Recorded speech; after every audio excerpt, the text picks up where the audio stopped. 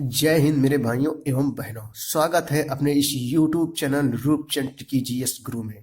दोस्तों, आज के इस वीडियो में हम कक्षा 12 के विद्यार्थियों के लिए सिविक्स यानी नागरिक शास्त्र के इम्पोर्टेंस ऑब्जेक्टिव क्वेश्चन बहुविकल्पी प्रश्न लेके आए हैं। तो आइए देखते हैं बच्चों। पहला क्वेश्चन है कि भारत में हरित क्रांति की शुरुआत कब हुई थी। तो कुछ बच्चे सोच रहे होंगे कि हरित क्रांति मीन्स क्या होता है। क्रांति मीन्स बच्चों होता है एकाएक परिवर्तन आ जाना। तो भारत में हरित क्रांति की जो शुरुआत हुई थी 1966 से 67 ईस्वी में हुई थी। इसका सही जवाब जो है सी हो जाएगा। प्रथम पंचवर्षीय योजना में मुख्यतः किस बात पर जोर दिया गया था। कह रहा है कि प्रथम पंचवर्षीय योजना बच्चों क्या होती है, जो 5 वर्षों की होती है। तो प्रथम पंचवर्षीय योजना पर जो है कृषि पर जोर दिया गया था। किस पर बच्चों? कृषि पर जोर दिया गया था। बहुत ही इंपॉर्टेंट फैक्ट चल रहा है बच्चों, ये नौकरी में भी आपको काम देगा। अगला क्वेश्चन देखेंगे हम लोग कि दूसरी पंचवर्षीय योजना में मुख्यतः किस बात पर जोर दिया गया था। तो दूसरी पंचवर्षीय योजना में मुख्यतः जो है उद्योग पर, यानी सरकार ने अपना अधिक ज़्यादा से ज़्यादा पैसा जो है उद्योग पर लगाया था। पहली पंचवर्षीय योजना कृषि पर ध्यान दिया गया ज़्यादा से ज़्यादा, और दूसरी पंचवर्षीय योजना में सरकार ने उद्योग पर ध्यान दिया था। निम्न में से हरित क्रांति की सफलता है। कह रहा है कि इसमें हरित क्रांति की सफलता है उत्पादन में रिकॉर्ड वृद्धि, फसल क्षेत्र में वृद्धि, औद्योगिक विकास को बढ़ावा, उपयुक्त सभी हो जाएगा। नेक्स्ट क्वेश्चन है कि निम्न में हरित क्रांति की आलोचना का आधार क्या है। कह रहा है कि निम्न में हरित क्रांति की आलोचना का आधार है खाद्यान्न संकट का बने रहना, प्याज एवं चीनी का आयात किया जाना, हरित क्रांति का लाभ केवल कुछ क्षेत्रों में पहुंचाना, उपयुक्त सही। बच्चों, इसका सही जवाब हो जाएगा उपयुक्त सभी हो जाएगा। अगला क्वेश्चन हम लोग देखेंगे कि भारत की विकास योजनाओं में प्रथम प्राथमिकता दी गई थी। किसकी दी गई थी? कृषि की, उद्योग की, शिक्षा की, उपयुक्त सभी।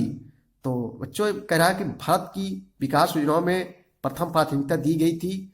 तो बच्चों कृषि पर, इसका सही जवाब जो है ये हो जाएगा कृषि पर प्राथमिकता दी गई थी। नेक्स्ट क्वेश्चन है कि भारत में कौन सी अर्थव्यवस्था पाई जाती है। तो बहुत सरल है ये क्वेश्चन, परीक्षा में आए दिन पूछा रहता है, कंपटीशन में भी। भारत में कौन सी अर्थव्यवस्था पाई जाती है। तो बच्चों जो है मिश्रित अर्थव्यवस्था भारत ने अपनाया है। मिश्रित में होता है जिसमें सरकारी और प्राइवेट दोनों का अस्तित्व होता है, उसे जो है मिश्रित अर्थव्यवस्था कहा जाता है। नेक्स्ट क्वेश्चन हम देखेंगे कि भारत ने शुरुआती दौर में विकास की जो नीति अपनाई उसमें निम्नलिखित में से कौन सा विचार शामिल नहीं था। नियोजन, उदारीकरण, सहकारी खेती, आत्मनिर्भरता। बच्चों इसका सही जवाब हो जाएगा उदारीकरण हो जाएगा, बी हो जाएगा राइट आंसर। श्वेत क्रांति का जनक किसे माना जाता है। श्वेत क्रांति का जनक किसे माना जाता है। MS स्वामीनाथन, जवाहरलाल नेहरू, वर्गीज कुरियन, इनमें से कोई नहीं। वेरी इंपॉर्टेंट क्वेश्चन बच्चों, इसका सही जवाब हो जाएगा सी हो जाएगा। श्वेत क्रांति का जो जनक माना जाता है वर्गीज कुरियन को माना जाता है। श्वेत माने क्या होता है? सफेद। दूध का रंग कैसा होता है? सफेद होता है। तो सफेद क्रांति यानी श्वेत क्रांति किससे संबंधित है बच्चों? जो है दुग्ध उत्पादन से संबंधित है, दूध से संबंधित है। अगला क्वेश्चन हम लोग देखेंगे, क्वेश्चन नंबर 10 है कि भारत के मिल्कमैन के रूप में किसे जाना जाता है। वेरी इंपॉर्टेंस, लगातार 3 वर्षों से पूछा जा रहा है कि भारत के मिल्कमैन के रूप में किसे जाना जाता है। तो वही आएंगे वर्गीज कुरियन। इसका सही जवाब जो है बी हो जाएगा बच्चों। कौन क्या हो जाएंगे? वर्गीज कुरियन। अगला क्वेश्चन हम लोग देखेंगे। अगला क्वेश्चन है फ्रेंड्स, बॉम्बे प्लान किस वर्ष अस्तित्व में आया। बॉम्बे प्लान किस वर्ष अस्तित्व में आया? ये जो है 1944 ईस्वी में अस्तित्व में आया। अगला क्वेश्चन है योजना आयोग के स्थान पर नीति आयोग का गठन कब किया गया। यानी बच्चे पहले योजना आयोग था लेकिन बाद में जो है नीति आयोग रख दिया गया, जिसका अध्यक्ष प्रधानमंत्री होता है। तो जो है 2015 में, इसका जनवरी 2015 में योजना आयोग के स्थान पर नीति आयोग का गठन कब किया गया? जनवरी 2015 में। भारत में बैंकों का राष्ट्रीयकरण कब किया गया। भारत में जो है बैंकों का राष्ट्रीयकरण 1969 ईस्वी में, 1969 भारत में जो बैंकों का राष्ट्रीयकरण कब किया गया? 1969 ईस्वी में। अगला क्वेश्चन है कि हरित क्रांति शब्द 1968 में होने वाले उन आश्चर्यजनक परिवर्तनों के लिए प्रयोग किया जाता है जो भारत के खाद्यान्न उत्पादन में हुआ था तथा अब भी जारी है। उक्त विचार निम्न में से किसका है? तो ये जो है हर हर, जे जी हर हर। इसका सही जवाब जो है सी हो जाएगा। निम्न में से कौन अच्छे नियोजन की विशेषता है बच्चों? कह रहा है कि अच्छे नियोजन की विशेषता कौन सी है?